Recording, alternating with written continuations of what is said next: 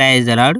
ప్రభు అయిన యేసుక్రీస్తు వారు ఈరోజు మనకు అందిస్తున్నటువంటి వాగ్దానం యెషయా 41వ అధ్యాయం 10వ వచనం.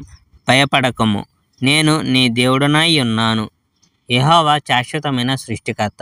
యెహోవా చెప్తున్నాడు, దూరదేశాలారా మౌనంగా ఉండి నా దగ్గరకు రండి. దేశాలారా ధైర్యంగా ఉండండి, నా దగ్గరకు వచ్చి మాట్లాడండి, మనం కలుసుకుందాం. ఎవరిది సరైనదో నిర్ణయించేద్దాం. ఈ ప్రశ్నలకు నాకు జవాబు చెప్పండి. తూర్పు నుండి వస్తున్న ఆ మనిషిని మేల్కొల్పింది ఎవరు? మంచితనం నాతో కూడా నడుస్తుంది.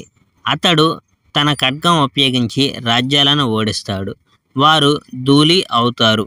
అతడు తన విల్లును ఉపయోగించి రాజులను జయిస్తాడు, వారు గాలికి కొట్టుకొని పోయే పొట్టులా పారిపోతారు. అతడు సైన్యాలను తరుముతాడు, ఎన్నడూ బాధనొందడు. అతడు అంతకుముందు ఎన్నడూ వెళ్ళని స్థలాలకు వెళ్తాడు. ఈ సంగతులు జరిగేటట్టు చేసింది ఎవరు? ఇది ఎవరు చేశారు? ఆది నుండి మనుషులందరినీ పిలిచింది ఎవరు? యెహోవాను నేనే ఈ సంగతులను చేశాను. యెహోవా నేనే, మొట్టమొదటి వాణ్ణి, ఆరంభానికి ముందే నేను ఇక్కడ ఉన్నాను. అన్నీ ముగింపు అయిన తర్వాత కూడా నేను ఇక్కడ ఉంటాను. దూర దూర స్థలాలు మీరంతా చూసి భయపడండి. భూమి మీద దూరంగా ఉన్న స్థలాలు మీరంతా భయంతో వణకండి. మీరంతా దగ్గరకు రండి, నా మాట వినండి.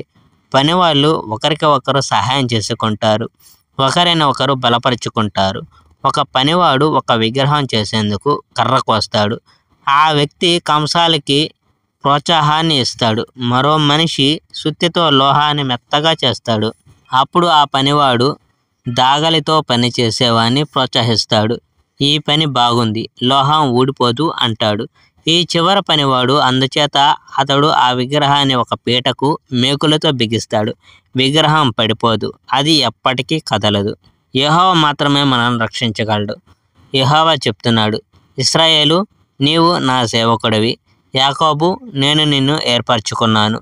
నీవు అబ్రహాము వంశం వాడివి. అబ్రహామును నేను ప్రేమించాను.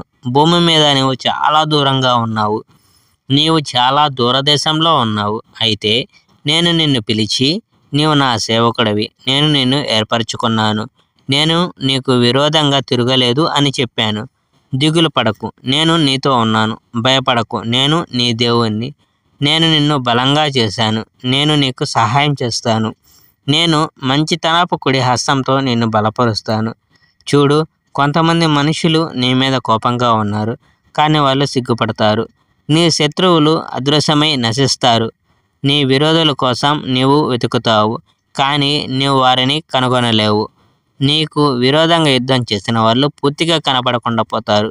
Praise the Lord. May God bless our India.